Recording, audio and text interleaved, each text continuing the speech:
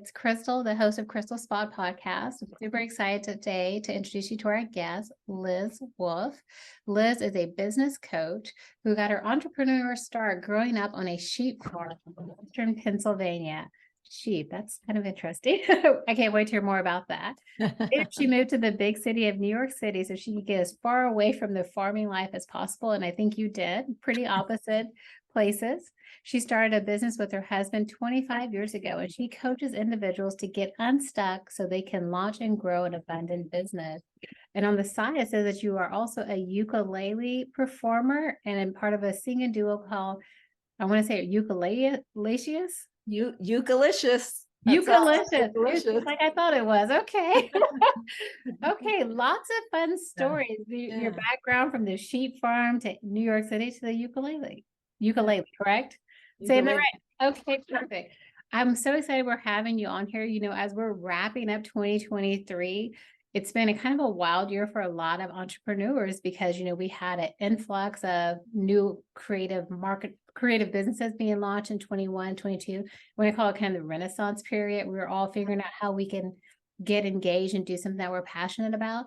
And now it's like, okay, we're getting to what our normal is going to look like. How do you keep growing? And how do you get unstuck? And how do you prepare for 2024? So I want you to have all the answers in your crystal ball today. Okay. First, I want to learn a little bit more about you and your company that you and your husband started. Can you tell us a little bit about your journey?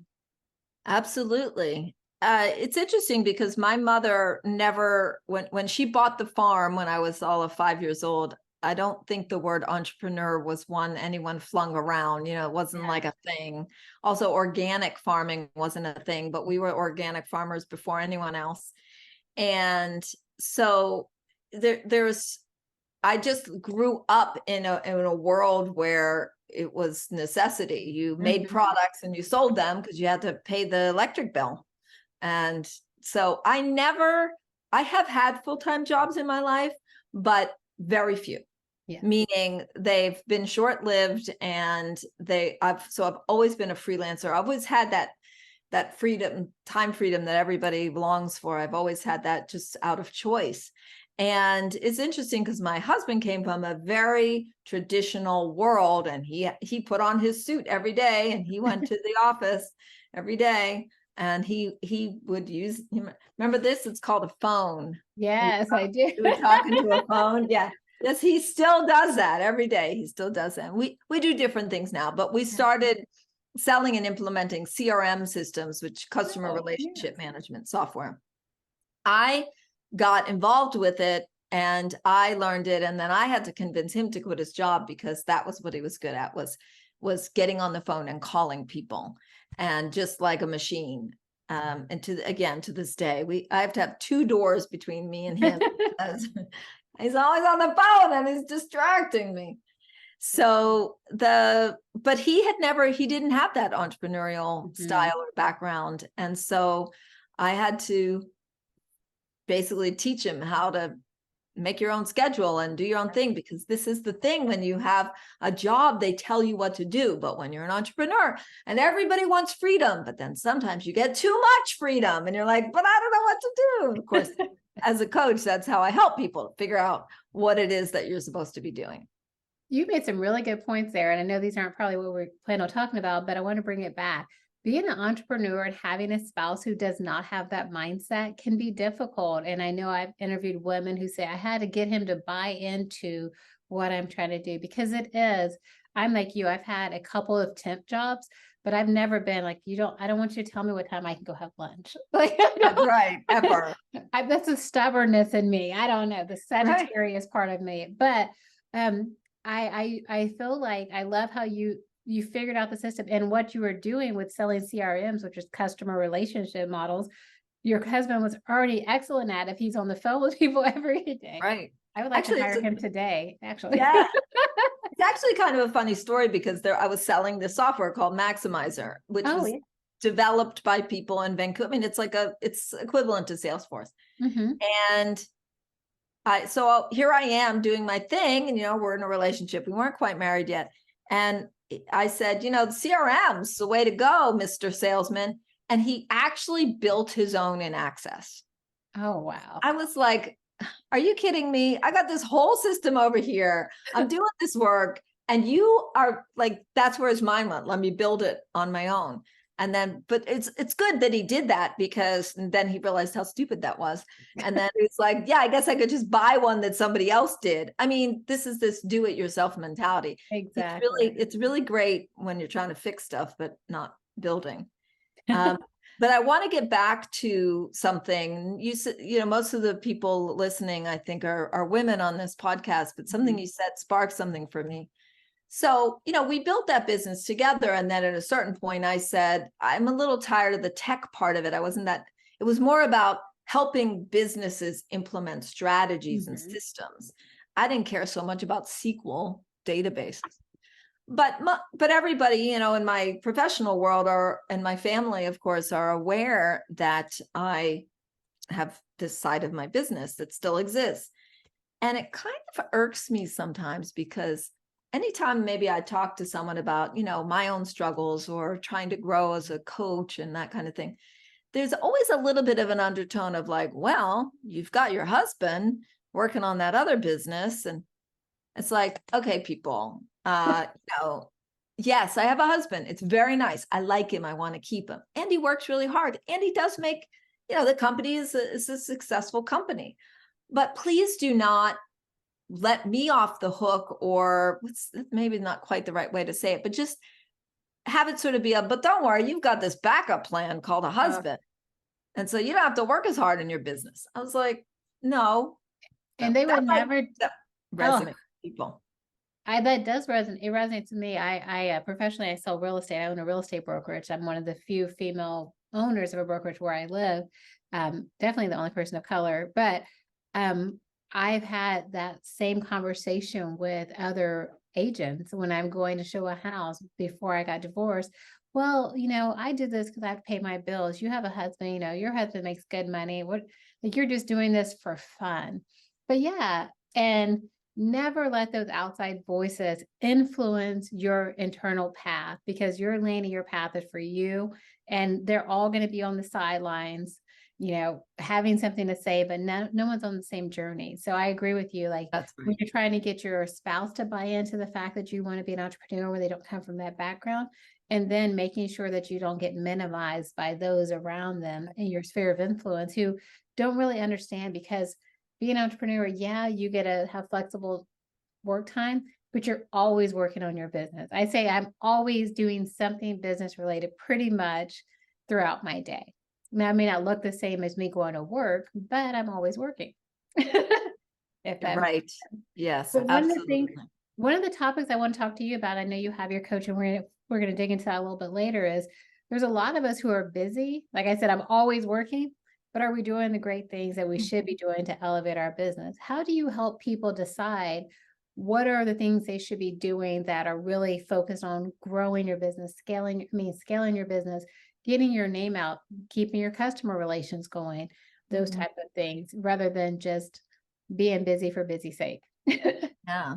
Well, it really depends on what your challenge is. So some people, they got plenty of money, so that's not necessarily their priority. But for many of others of us, that is, you know, why are we in business?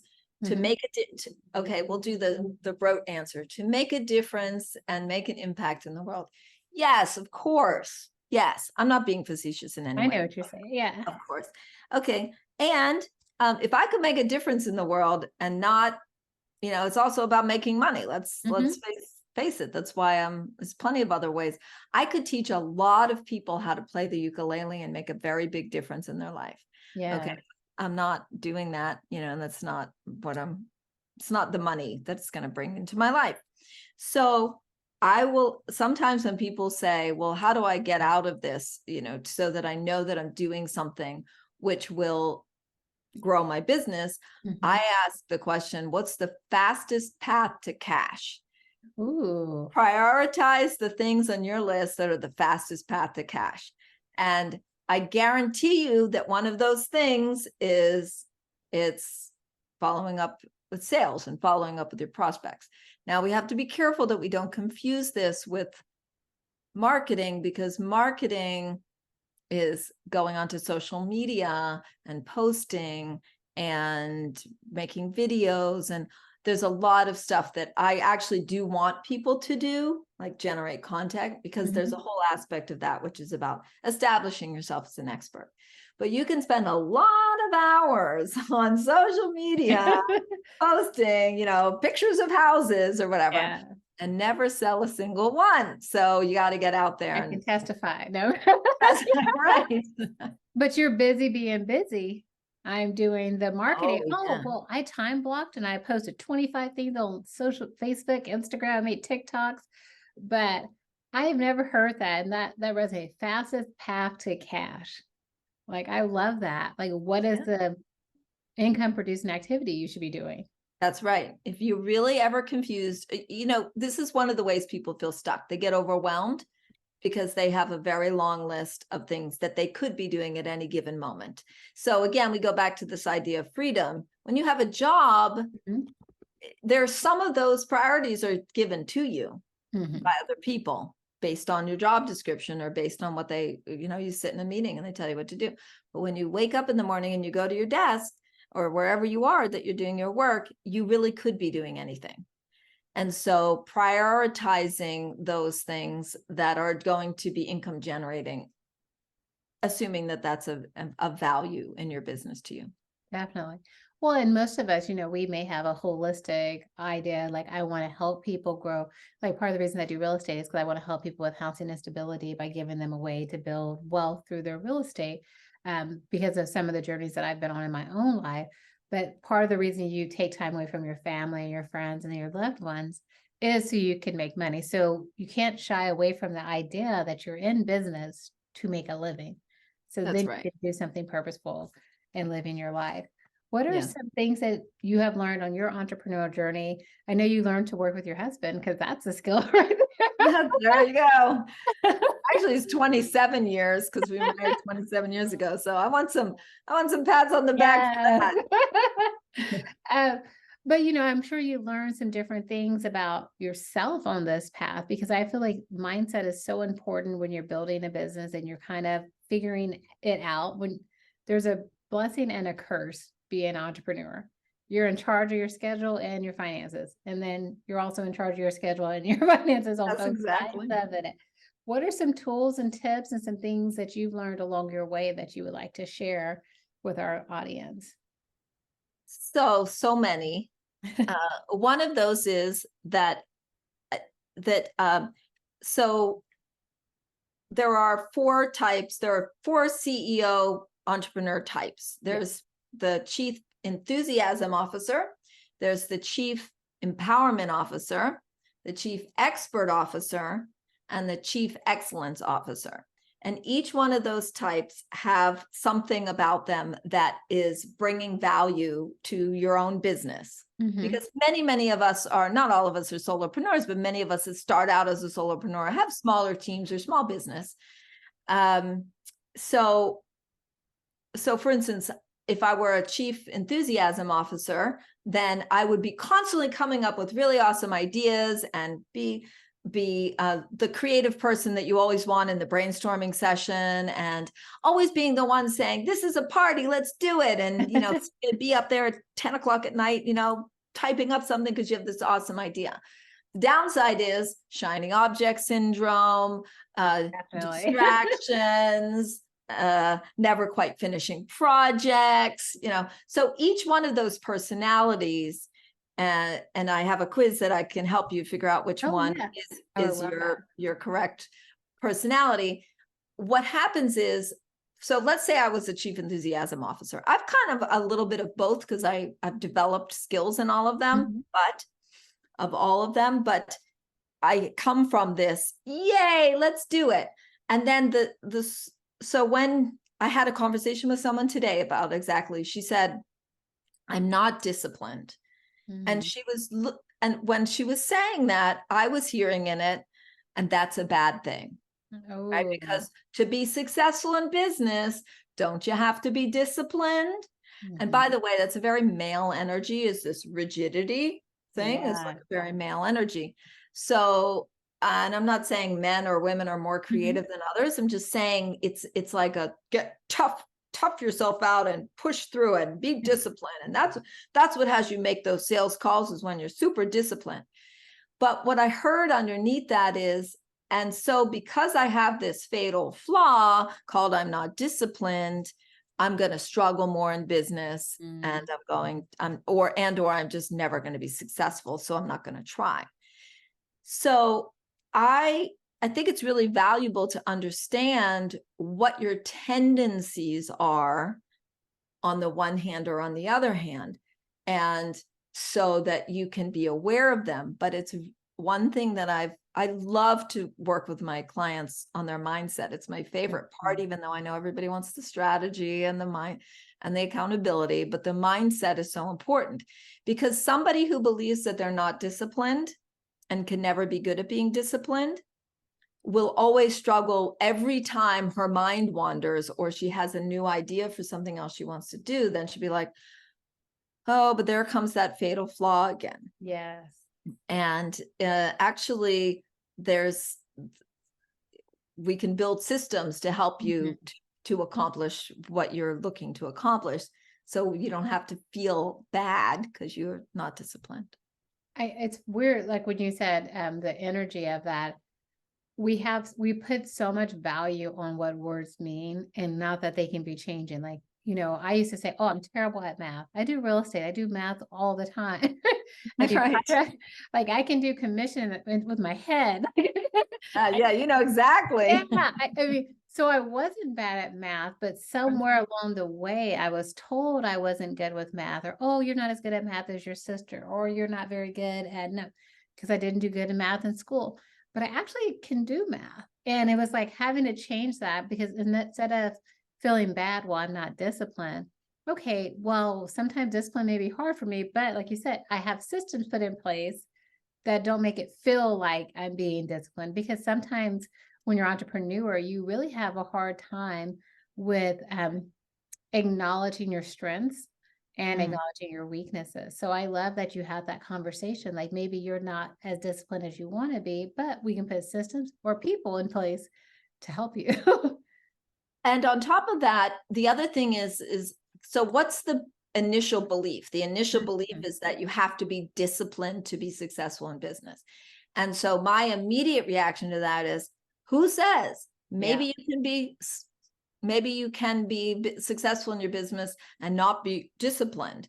Yeah. Probably because you have some systems in place to support you. So I'm all about busting up those age-old those beliefs that came down from the ages, and then we live by them, and then we think there's a problem with us. There's no problem with you. Yeah, we don't have to subscribe to the same things that we thought before. And like you said, who says being undisciplined is bad? Right. Maybe that's where the creativity happens. There's a lot of creativity from unstructured time. That's right. That's why I always say, like, when you're driving along, you come up with ideas when your mind is just free. Like, if you're on a long drive, a lot of times, like, I'm on my phone, like, hey Siri, make a note of this, this, and this, because I have that freedom and creativity. And I think one of the things that you just mentioned is really important too, mindset. I mean, I own a real estate brokerage and I have the publication and the production company, but I teach most of my new people about how important mindset is. So is that an essential part of your coaching too with entrepreneurs? Absolutely. The formula in my coaching is vision. So you have to start with the vision, or you don't. You don't know where you're going. Yeah. Plus action, purposeful action. So we could take action in a million different ways, but is it purposeful? Is it going to help you? And then minus the hidden barriers, otherwise known as your unrealized mindsets that you're not even aware.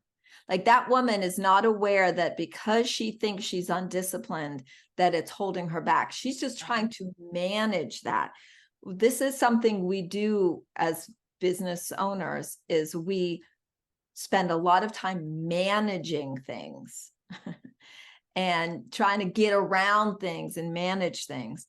And so a lot of times the mindset is directing you to think in a particular way.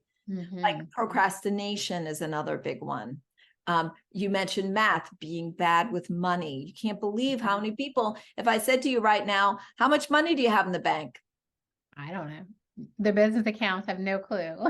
Yeah, they have no clue how, and by the way, quick side note on that, not related to your question, but I think of money like a dog. You have to pay attention to it. Yes. You have to give it attention. Money wants to be paid attention. Well. Yeah. I think you're accurate. That changed my whole business once I start reviewing my accounts daily.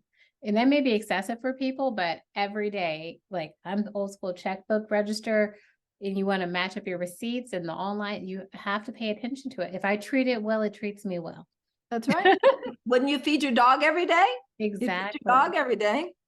So as we're getting ready for 2024, and I mean, this is that last quarter. I know for me is when I do my business planning, my vision boards, all the things. How are some ways that people can get unstuck and stay unstuck over the holidays? Because I feel like a lot of entrepreneurs, unless they're in a direct to customer sales program or have products, they sometimes are like, oh, I'm just going to coast through this season. But how do you get unstuck and stay active? So you can 2024. And this is one of the things that we run into is when to relax, when to have a vacation, when is it holiday time. So one of the arguments that I always had with my husband would be that week between Christmas and New Year's, and he does this anyway. What if it's President's Day, if it's maybe not Memorial Day, but some of these like lesser holidays, he won't take them off. But the problem, which is okay, keep working. I'm never going to tell him not to work, but you have to work harder. Yeah, because fewer people are in the office, so you're making calls to reach the same 3 people. So I'm just wondering whether or not that isn't the best use of my energy, is to like sometimes we're straining against what is, which is it's working right now. This is why if you ever get called for jury duty in New York City, for any of you New York City people, you always delay it to the last 2 weeks in August or the week between Christmas and New Year's, because nobody's working. The lawyers don't want to work. And so there's no cases. I have used this so successfully. And guys. I support our jury system. It isn't that I'm showing up. But as a business owner, it's hard to take 2 weeks off to serve on a jury, in the middle of when they just tell you to. So that's just a side tip.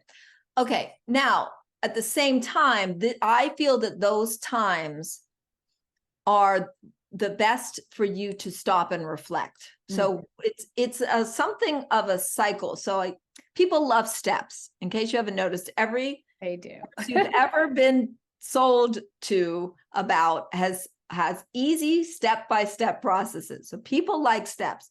So I present it like the first step is the vision, the second step is purposeful action. And in doing that action, you will hit those hidden barriers that you weren't expecting. And then you'll have breakthrough results like step 1, 2, 3. But actually it's cyclical. Okay. So at any time that you're feeling, especially at the beginning of the year, well, what's your vision for this coming year? I have a process around that as well. I always do a free workshop at the beginning of the year called your business vision blueprint, so that you have a chance to clear off the last year and look forward to the next year. Now, another thing on that same topic is you mentioned looking at your bank account. Okay. We treat our results the same way we treat our bank account, which is we don't pay attention to them. So when, a lot of us make goals, but we don't check in to see whether or not we accomplish them. So it's a good time to clear off the old and look forward to the new. And I would say it's also a really good time to reach back to what I would call like lower priority sales. You'd be amazed at how much business I can stir up by reaching back out to people who contacted me 4 months ago and I never heard back from them or whatever. And connect, because they might be sitting around looking at 2024 also, what should we be doing? What am I going to be doing this year? So there's a lot of ways that action will help you to get out of that stuck feeling. I love that. That's part of what you said before. Fastest way to cash is calling those low hanging fruits. Pick up the phone. Yeah. And no one knows how to do that anymore. It's crazy. No, people don't do it. People don't do it. I teach the importance of handwritten notes. When I talk to someone, send them a note. People love getting mail that's not a bill. It's fun. Yes. I don't even get bills anymore. It's all online. But you want to get something that's addressed to you and that's personalized. Well, Liz, this has been wonderful talking to you and all of your tips. I feel like I've got a ton of good notes. Please tell us where we can take our quiz so I can see what kind of CEO I am. I'm very excited about that. And where are your socials and where can people find you? Absolutely. So lizwolfecoaching.com. That's wolf with an E.com/quiz. It's pretty simple. lizwolfecoaching.com/quiz. And that's where you can find it. Or if you go to my recently implemented pop-ups on my website, because everybody says pop-ups work. So if you go to my website, it's right on the front, it'll pop up. And and lizwolfecoaching.com, Liz Wolfe Coaching, whether it's could be found pretty much anywhere, Liz Wolfe Coach or Liz Wolfe Coaching, whether it's on Facebook or Instagram and all those. Not on TikTok yet, but great. Well, I've already bookmarked your page because I'm going to do the quiz. And when we put this out there, I'm going to put what type of CEO I am on Oh, that's great. That would be great. I love that. Thank you so much for being on here. And will you keep us in the loop when you set up your free workshop? Please connect with me again so I can promote that to my audience so they can find out about how to get their business blueprint for the next year. I think that would be awesome. That would be great. I will definitely do that. Well, thank you so much for being on here. And I'm very excited to have you on here and to continue to be connected throughout the years. Yes. Thank you, Crystal. You're an excellent host. Thank you.